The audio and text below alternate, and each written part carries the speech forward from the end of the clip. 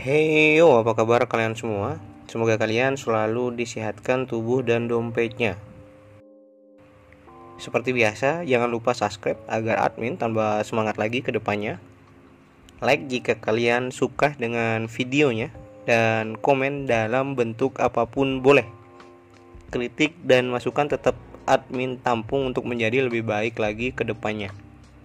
Oke, tanpa berlama-lama, semoga teman-teman semua terhibur dengan video kali ini. Di cerita sebelumnya, kelompok Jiang Han yang sedang melakukan perjalanan pulang ke kota Piaksue mampir dan beristirahat di desa Kuangnu.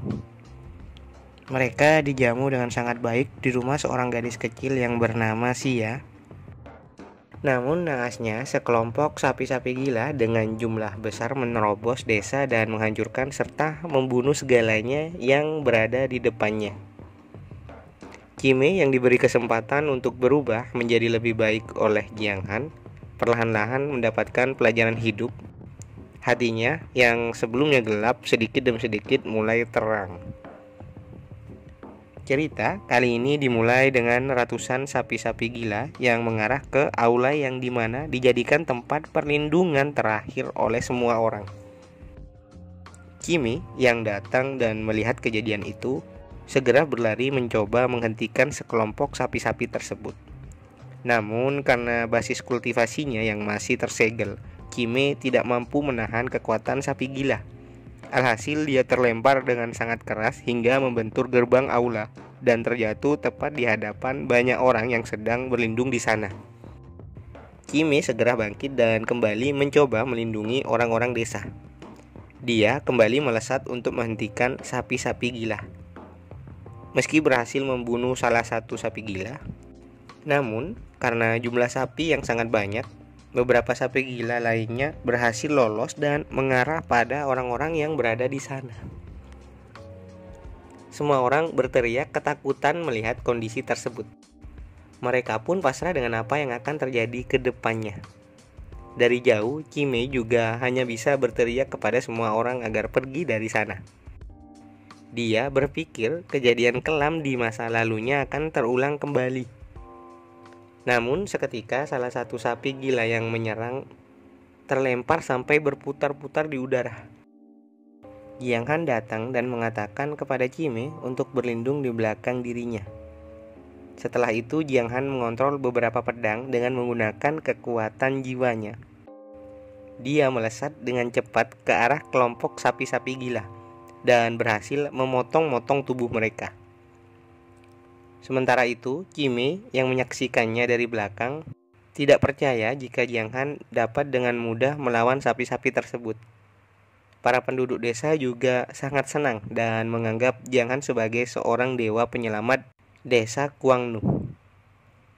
Salah satu sapi gila kembali menyerang.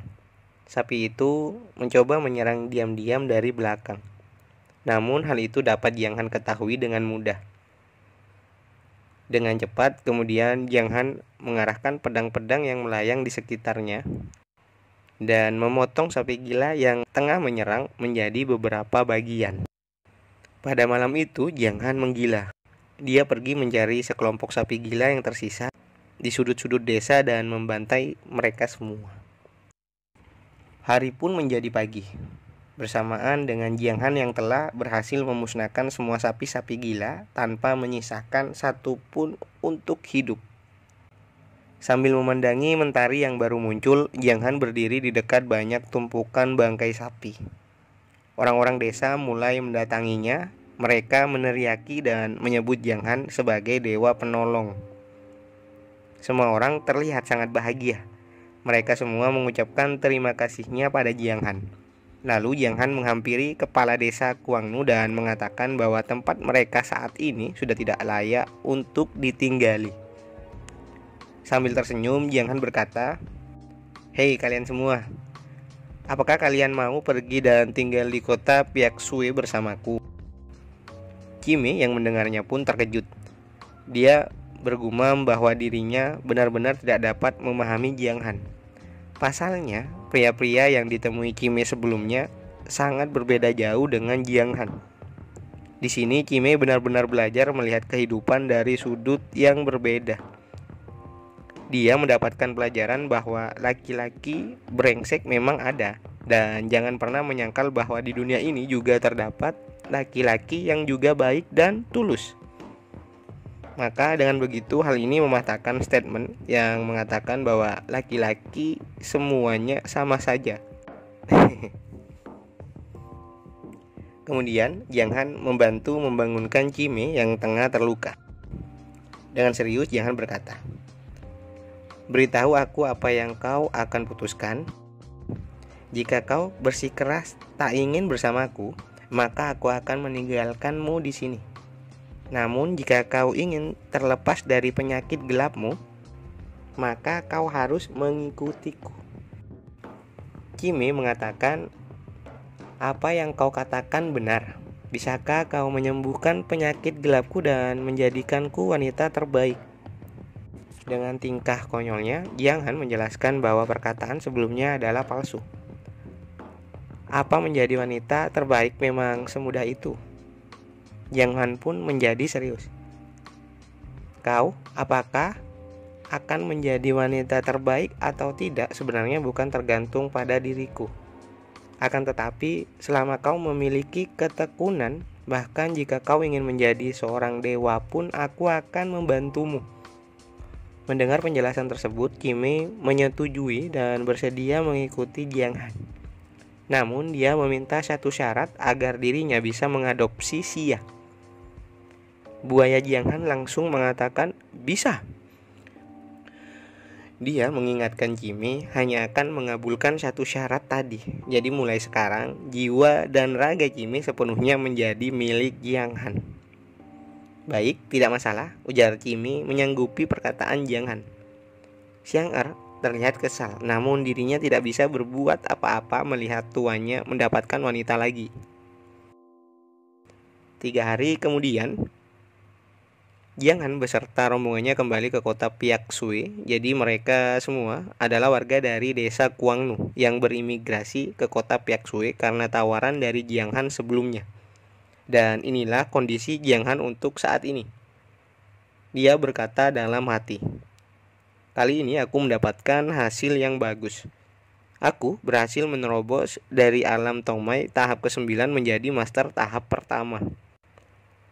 Belum lagi koleksi pemuasku bertambah 1, ujar buaya Jiang tersenyum licik. Setelah beberapa saat berlalu, Jiang Han tiba di pintu masuk utama kota Piaksui. Dia melihat kondisi bekas pertarungan. Prajurit penjaga yang sedang bertugas terkejut melihat Jiang Han. Dia juga memastikan jika Jiang Han belumlah mati. Sambil turun dari kudanya, Jiang Han menanyakan apa yang telah terjadi saat dirinya tidak berada di kota Piaksui. Dijelaskanlah semuanya. Beberapa hari yang lalu, Zhang Gu dan Lin Chan kembali ke kota Piaksui. Mereka berdua membawa beberapa orang dari istana kekaisaran dan beberapa orang dari kelompok Tiang Xingzong. Ya, mirip-mirip bandit Hefeng Zai. Next time, kelompok Tian Xingzong admin rubah jadi kelompok Tian Xing. Prajurit tersebut juga menjelaskan bahwa Zhang Gu telah menyebarkan rumor bahwa Jiang Han terperangkap oleh kecantikan Qime dan tewas dipenggal di kota Yusui. Jiang Han segera menanyakan keberadaan dan kondisi Ruksue saat ini. Akan tetapi, prajurit tersebut menyuruh Jiang Han agar segera ke mansion atau ke kediaman tuan kota dengan cepat. Dikarenakan sekarang beberapa orang dari kelompok Tianxing tinggal di kediaman keluarga Yan dan bertindak onar di sana. Jiang Han pun mengajak Qime untuk mengikuti dirinya ke rumah keluarga Yan. Di perjalanan, Qime yang dulunya anggota Hefeng Zai menceritakan pada Jiang Han jika kelompok Tianxing beranggotakan sekitar 5.000 orang. Ketua mereka berada di tingkat Wuhou dan juga merupakan bawahan dari istana prefektur sebagai antek istana. Lalu beberapa saat kemudian mereka tiba di gerbang rumah keluarga Yan. Di dalam terlihat beberapa prajurit dan pelayan yang sedang kesal melihat orang dari Tianxing yang sudah keterlaluan. Mereka melakukannya setiap waktu dari awal mereka tinggal di rumah keluarga Yan. Prajurit-prajurit tersebut hanya bisa diam dan melihat tanpa bisa melakukan tindakan apa-apa. Jiang Han yang tiba langsung menanyakan apa yang sedang terjadi. "Tuan Zhou, jangan!" teriak seorang pelayan wanita yang sedang dikejar-kejar oleh seseorang. Dari penampilan si wanita, pria yang dipanggil Zhou ini terlihat ingin memperkaos wanita tersebut. Dan akhirnya wanita itu tertangkap. Si Zhou ini langsung menyiksa wanita berambut merah agar dia mau untuk melayani Zhou. "Apakah kau orang dari Tianxing?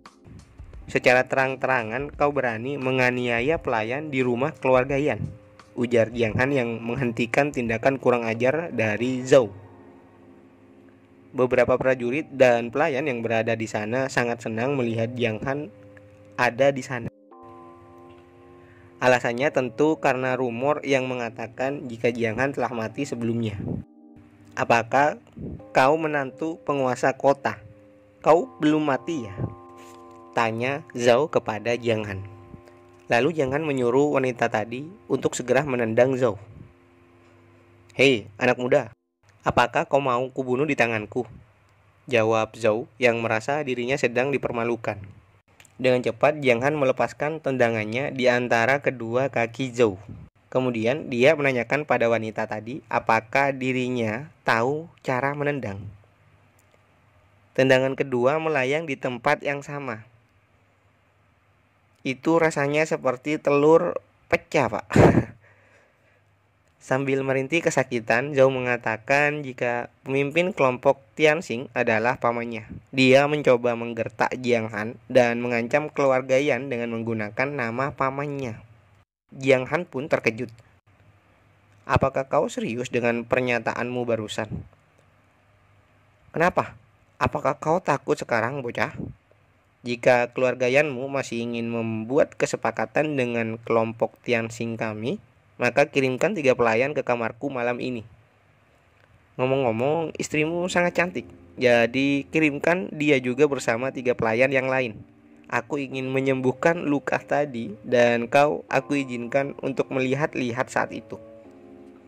Patuhlah padaku, jika tidak..." Belum selesai dia berbicara, Jiang Han menusuknya dengan pedang. "Anggap ini sebagai perkenalan. Beberapa orang berada di luar imajinasimu. Bawa pergi dia dan jadikan dia makanan asuh," ujar Jiang Han sambil berlalu pergi. Jiang Han masih bingung kenapa mertuanya bernegosiasi untuk bekerja sama dengan orang-orang Tianxing. Dia juga masih berpikir kemana 300 tentara Black Dragon miliknya, dan juga bagaimana bisa Ruksue membiarkan pelayan-pelayannya dilecehkan seperti tadi. Di sisi lain, Qime bergumam jika Jiang Han tidak menunjukkan keterkejutannya. Dirinya juga tegas dalam mengambil keputusan dan mengakhiri kejadian tadi dengan baik. "Apakah dia benar-benar baru berusia 18 tahun, ujar Qime.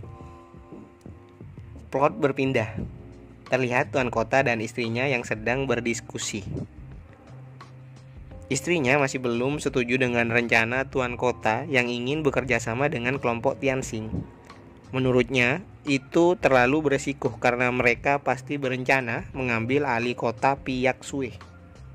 Jika saja Jiang Han ada di sini, dia pasti bisa menemukan jalan keluar dari masalah ini. Anak itu selalu punya banyak ide-ide, ujar ibu mertuanya. Namun seperti biasa, tuan kota mengatakan jika tidak ada gunanya Jiang Han kembali. Kemudian jreng, ayah mertua dan ibu mertua, "I am back." Ibu mertuanya pun langsung segera menyambut kedatangan Jiang Han. Beda dengan ayah mertuanya yang sok jual mahal. "Ayah mertua, aku adalah orang yang bijaksana. Tetapi barusan dalam perjalananku ke sini, aku membunuh seorang pria yang bernama Zhao Tong. Dia mengatakan jika ayah mertua saat ini sedang bernegosiasi dengan kelompok Tianxing.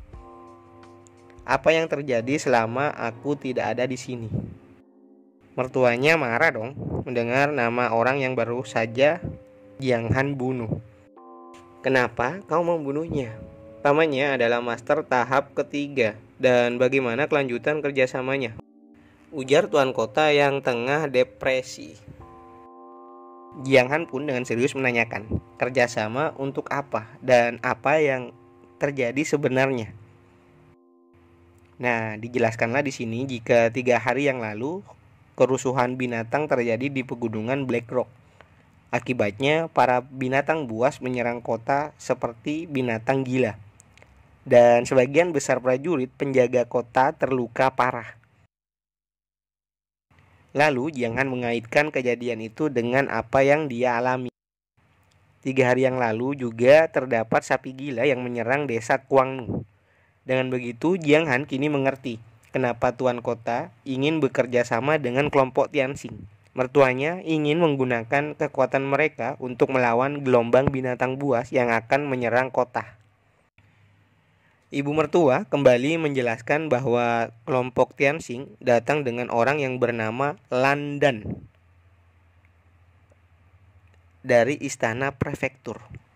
Orang itu merupakan seorang penasehat istana. Jadi sangat tidak mungkin jika mereka tidak berencana mengambil alih kota Piak Sui. Dan ibu mertua khawatir kedatangan mereka ke sini juga untuk menyelidiki masalah tempo lalu. Jika admin tidak salah ingat ada di episode 4, di mana pangeran kerajaan dibunuh oleh Jiang Han waktu itu. Dengan santai di sini Jiang Han mengatakan agar ibu mertuanya tidak perlu khawatir dan meminta agar masalah ini diserahkan kepadanya. Dengan tegas, Jiang Han berkata, yang pertama adalah kelompok Tianxing. Dalam waktu 5 hari aku akan mengusir mereka semua keluar dari rumah keluarga Yan.